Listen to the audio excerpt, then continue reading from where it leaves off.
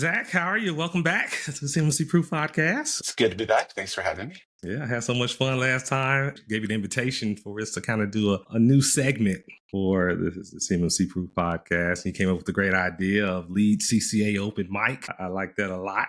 What comes to mind when, I guess, when you think about that open mic for lead CCAs, what's your vision for? I mean, I would just say my best slam poetry around this J 171 objectives is for the first thing that comes to mind. But more than that, there's not a whole lot of lead CCAs out there. And we all have a unique perspective on what's happening in the ecosystem. Some are just doing assessments, some run C3PAOs, some are service providers. And I haven't seen anything that's really targeted that community to try to bring them in and get that perspective. But I think it's a really interesting concept. And hopefully you'll have far more interesting people than me on it in the future. It's going to be tough, but we'll see. I'm going to try. But yeah, certainly we'll invite other lead CCAs to join us, alternate it out. Exciting. Glad you accepted the invitation. With these, we're going to be pretty much short and sweet. We're not going to keep the people too long. Try to stay under 30 minutes. We're both busy people. I guess we could start off with in terms of what you're seeing in the CMMC ecosystem since we last spoke. Any major updates that you've seen come out or... Yeah, it's so funny. So we have these weekly C3PAO calls with the Cyber AD, and it's really useful. I'd say they cram in about 30 minutes of info into an hour. And one of the topics that's come up is the study of these the certificates. I guess there's the CMMC certificate, and it's like this PDF, but it's like super sensitive. But it's just a PDF, and it's not controlled, and it's just I don't know. It's been a really interesting conversation to as much as. And I guess a new version came out and no one really said what the differences were. And I was just thinking, like, I live my life in NIST 171 world where, like, all my changes are tracked and documented. And I know version histories and everything else. And I just thought it was kind of funny that, among the professional group, obviously it's not CUI data, so there's no requirement. But I think that's one of maybe the curse of becoming a CCA is just that now everything that I look at through the lens of being an assessor, like, would this pass assessment? But good news, there are certificates now. So for organizations that pass this assessment, whether it's final or conditional, they can now get their assessment and go tell the world. And the discussion today was also just around how else can people tell the world, whether it be logos or something like that. So no, it's interesting. It's exciting to me to see now that CMMC is real, now that we have fully authorized C3PAOs and companies are going through it, just to see this kind of ecosystem professionalize a bit. I mean, when we're talking logos, like that's a good sign that things are going decently well in the system. So Cyber Review pulled it off somehow. It's pretty crazy. They've herded a lot of cats in the last couple of years to get here, and they've done it successfully. It's no small undertaking. And that's another unique perspective you bring, not only being a lead CCA, but also a C3PO. So you can give us some of the behind the scenes insights, what goes on in those special meetings. I know I attended one of the Spurs meetings and that was interesting. We mentioned herding cats. That's a challenge. There's a lot of different personalities and egos and opinions. So definitely. I would imagine. Yeah, I just read something earlier today that I guess in the past people could self-attest to their assessment level without doing it at Spurs, maybe. That never seemed right to me, but I guess some people are accepting that, but it sounds like that's not really going to be the case anymore. So, if you're a small business and you are going to have a CMMC requirement, then just suck it up and get a Spurs account. You're going to need it at some point. If nothing else, then for self-assessments after your certification. But it's a very government system. Yeah, absolutely. So any other big news? I saw about Gemini being FedRAMP high. What are your thoughts about that? I know you gave some Oh, yeah. No, I definitely have my other hat on. I'm just excited about what it means for people that choose to use Google. Not everyone does, but that do in the space, because Gemini, which is the generative AI version of our add-on to Google Workspace, similar to Copilot, I think. Although I'm not too familiar with it. But just received FedRAMP High, which means that it can now be used for processing, storing, transmitting, controlling classified information. Google also decided to just bundle it in with Workspace, so it's not anything extra. So everyone now, so it's been fun for us, for all of our customers, to go back in and turn on Gemini, because now what they can do is, let's say they have a drive full of like 50 past RFPs or solicitations, they can now look at that and say, okay, based on this, write one for this, or based on this history, or ask questions about it, like, what did I say about this thing? And it's been pretty amazing, especially at least for me, the Gemini application, which is also now FedRAMP. Just uploaded files, asking it questions, getting answers from it. I think for some organizations it will be a game changer, because now they can make sense of all their data. You could also use AI to auto classify files. So you say, these are all files that are CUI. and then it learns, oh, that's what CUI looks like, and it automatically will label it, which I know has been kind of an intractable problem in the past of what is CUI, what's not CUI. So yeah, it's exciting. And again, I'm sure Microsoft's version I've heard is in the process, and hopefully will be FedRAMP soon as well. And I just think it's great. I know not everyone is a AI lover, but at least I am dramatically more efficient with my time now that I've become using Gen AI, whether it's summarizing documents, helping me write LinkedIn posts, making a country song out of anything. Really, it's a really cool thing. So yeah, we haven't seen much of it in the div space, right? Just obviously because it's hasn't had anything that's been, a few things have been FedRAMP like SSH, but not a whole lot of stuff that's been FedRAMP. So yeah, we'll see. It'll be interesting to see. I hope it's useful for people that do it, and of course, obviously, candidly, just since that's the horse that I bet on, I hope that it will make some people consider trying it out. On that note, with your post, the post you made on LinkedIn about Gemini, where you mentioned, I think you made a couple special offers to.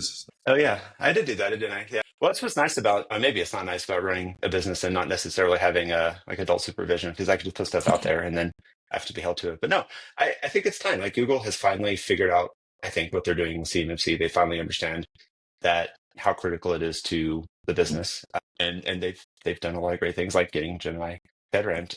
At least for what we do, we have a few customers that have come from Microsoft world, but mostly they're like any startup. They use Gmail, they use Google, they've always used it, and they want to use it on the CUI side. But we haven't brought in as many from the Microsoft side. And my guess part of it too is, and there's just so much areas that are opaque and just not transparent in this whole process. And all these little gotchas. I mean, I've seen quotes to do a pretty straightforward migration, like $50,000 or something insane like that. And so, I think small businesses, especially small businesses that you can just don't have a lot of money to burn. Especially blank check.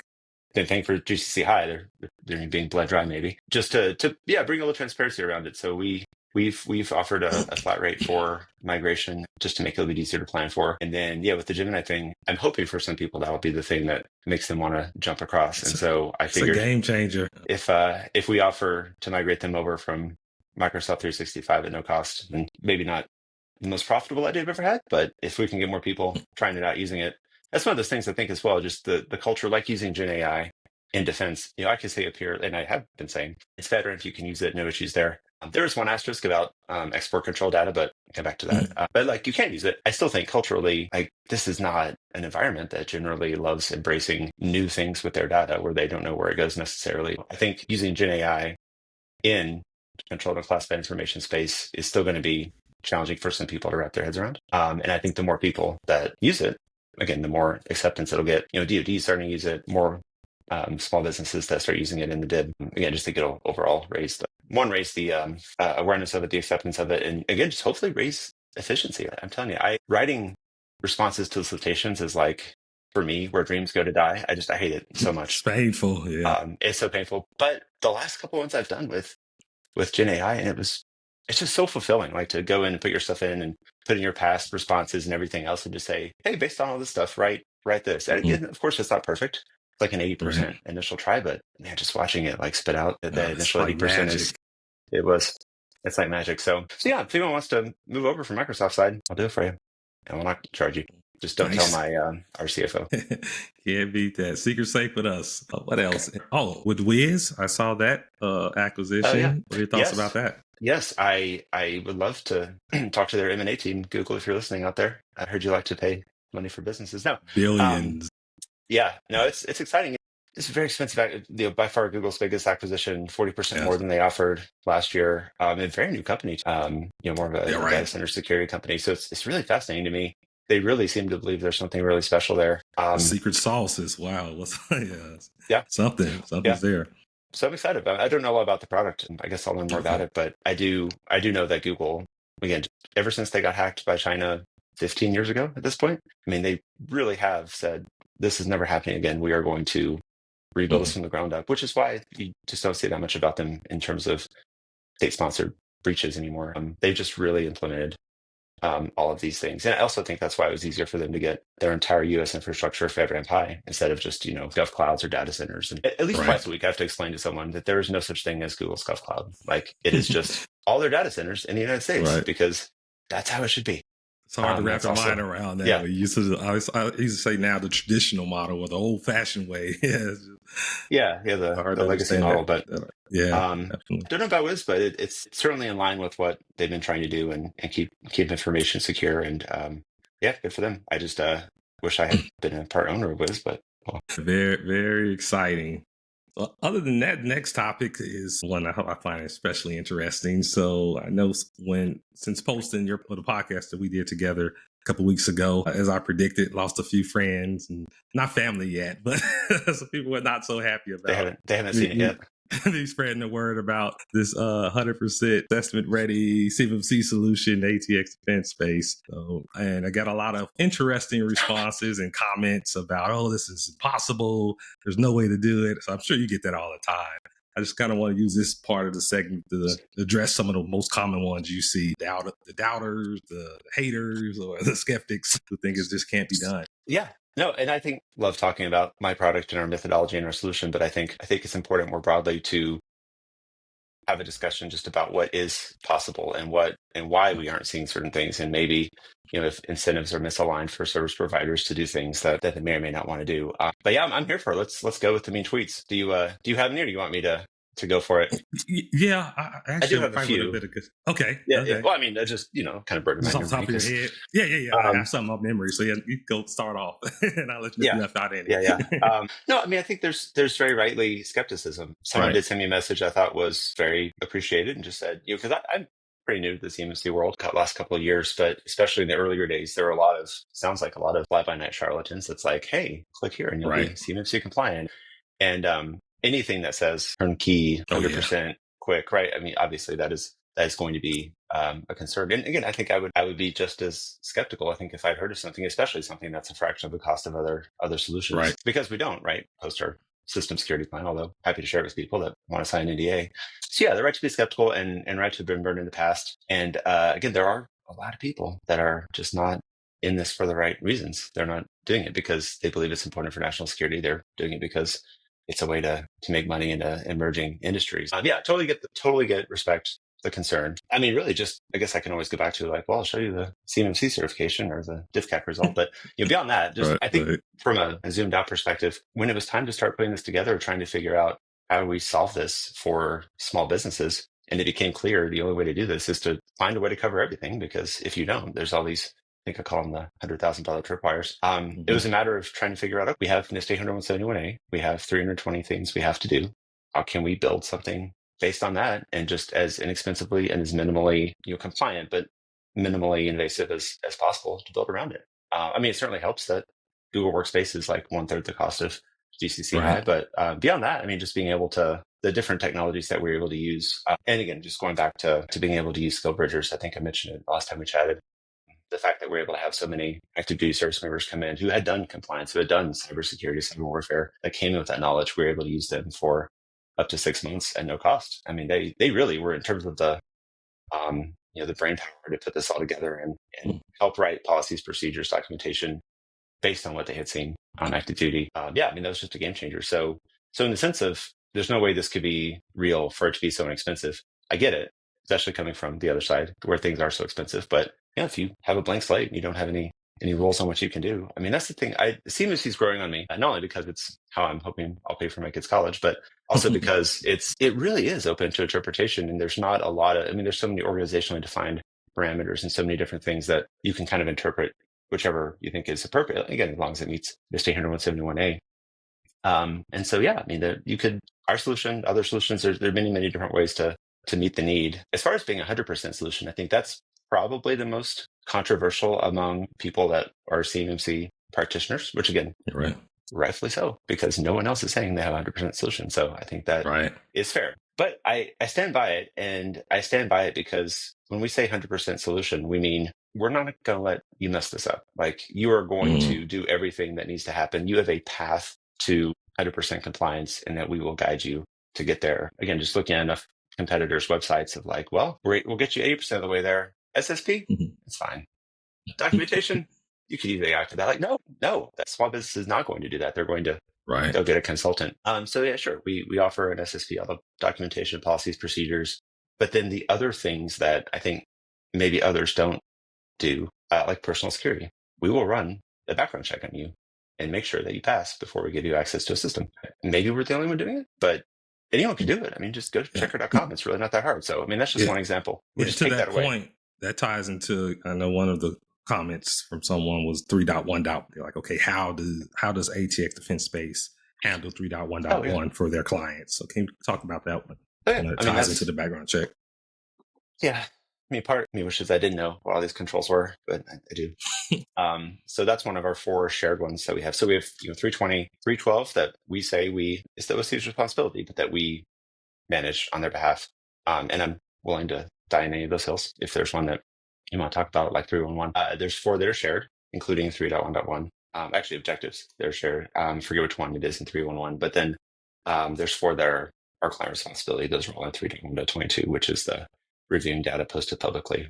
But going back to 3.1.1, yeah, I mean, it's a shared responsibility because we maintain the authorized user list. So we're the gatekeepers. We create accounts. We're the only admins in the system. Like the clients have no administrative ability whatsoever.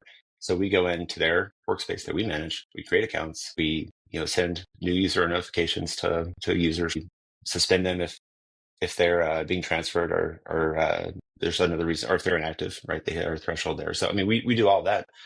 So we do that part of it. But then, of course, if someone says Derrich Phillips needs an account, it's not really our place to say, does he really have need to know? Is he really on a project? So that's why it's a shared responsibility. So they say Derrich Phillips needs an account. We assume, and again, it's not surprised we tell them this, like they agree to it, that these have to be authorized users. And that is a thing. Like there's a pretty substantial definition for it. You basically need a lawful government purpose to have data. Because there's a lot of misunderstanding about COI still, like has to be US citizens, has to be United States, has to be this, has to be that. You have to have a security clearance. No, there's none of that. Like you can't find that in any of the laws because it's just not there. Like really, like anyone could have a lawful government purpose. And if they do, right, they're entitled to access COI. So we take the client at their word that they're telling us who the authorized users are. We get them a background check. And then once they pass, we will create their account. So that's why 311 is a shared responsibility. That's a shared responsibility as a customer that I would take any day over doing all 320 by myself. That's pretty easy. Yeah. So they can't mess it up. That's wow. And it gets to that point. Yeah. So the ones that we don't do, there's 4 objectives in 3.1.22, which is the managed public posting of data. I mean, it would be impossible for us to review, and no one will want this. Every time someone wants to post on about what they're doing for a certain mission partner, that there's COI data there, to make sure that it doesn't have COI, that'd be impossible for us to do. Now that being said, with Gemini, now that it can learn what COI looks like if it's labeled appropriately, that may be a way to help do it, to automatically mark COI in its tracks. But just generally reviewing before data is posted, we can't do that. So it is on the client, and it is their process and their policy. And they don't have to do the one that we give them, but we will give them a procedure and a policy with their logo on it and say, here you go, feel free to use this. Here's your public release authority tracker. Feel free to use this. So far, no one has said, we're good. Like everyone does use it. But then we meet quarterly with everyone. This is the right thing to do. We also look at inactive users, things like that. And in that quarterly meeting, we ask if they've had any data that's been reviewed for public posting and make sure that's being done. So yeah, we don't do that, but we make sure it's being done. If something ever is looking like it's going to go out of compliance, we swoop in to stop it. So yeah, I guess technically we're 99% solution, but we make sure that last percent is being done. And we ultimately we're not responsible, of course, I mean, in the broader like legal perspective, but we certainly feel a responsibility to make sure that our clients have everything they need to do to pass an assessment, including just representing them in the C3PAO assessment, which at some point it will be fun, I guess. It isn't fun yet, but next week we're getting assessed next week again. So it'll be my 3rd assessment in 3 months, which I really don't recommend that to anyone that's concerned about their mental health. It's just not great. Maybe it'll get easier, but it's stressful. And that really helps me as well. We spent so much time preparing for our assessments. I mean, we just had a DIVCAC assessment. We did the one for a client. Nothing had changed, right? But it's just stressful. It just sucks. Right. Really is nothing. It's the second worst thing next to a polygraph that I've had. Again, like I'm a lead CCA. I've been doing this for longer than most. So I get it. And it's a nightmare for a small business, especially. And I hope that the community understands that. And I hope that C3PAOs take that into consideration. I mean, we've had good experiences in all DIVCAC, great experience. Our C3PAO assessment has been a good experience. It was just on my mind because I was talking to a prospective assessment client earlier today, and I was just explaining, like, I'm not a normal compliance guy. Like, I'm a business owner. Like, background is more cyber intel, cyber warfare. We're a management consultancy mainly. Most of our revenue is from helping the Army and the Marines do something totally different than CMMC. But like, we get it, right? I mean, we follow the CMMC assessment process. We follow NIST 871 Alpha. Your evidence has to be adequate and sufficient. But beyond that, like, we're not here to play gotcha. We're not here to do compliance for compliance sake. I mean, we have to make sure that your system is compliant to meet the demands that are put on you and on us. But beyond that, we get it. Like, this is a very stressful experience. And if there's any way that we can make it less stressful and work with you, then we want to. Someone was like, oh my God, I've never heard that before. That's so refreshing. What are other C3POs saying? Like, are they like, well, this is going to suck. Just wait. Just wait till we get you on the other side of the Teams call. Like, I don't know. Like they waterboard them. Yeah, I don't know. Something like that. So I don't know. I don't know what's going on out there. I do know that we don't make you sign an NDA to see our pricing. We should, though. We should put it on our website, and this will tell people they have to sign an NDA.